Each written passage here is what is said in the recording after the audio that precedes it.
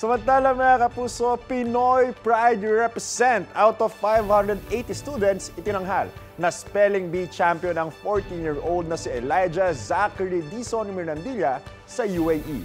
Ang journey niya sa pagiging kampiyon, panoorin po natin. Gliola. That's correct. Unang sabak pa lang, winner na agad.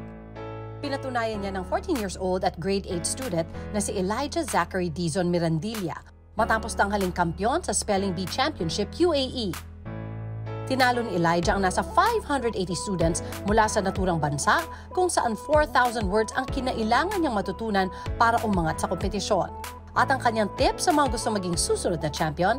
Read books and especially like fiction because those have a lot of the type of big words that you would find in the lower levels of the spelling bee.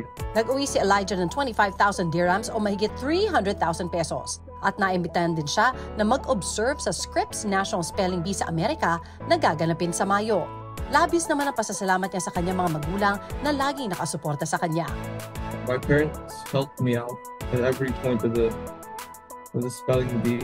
I'm very grateful for that. Thank you. You're meant to do great things. So your dad and I will always be here to support you for whatever you need. And we love you forever and a day. Talaga namang kahit sa anong larangan, laging nangingibabaw ang galing ng mga Pilipino. Kahit nasa ang lugar ka pa, basta't may dugong Pinoy, always proud to be Pinoy.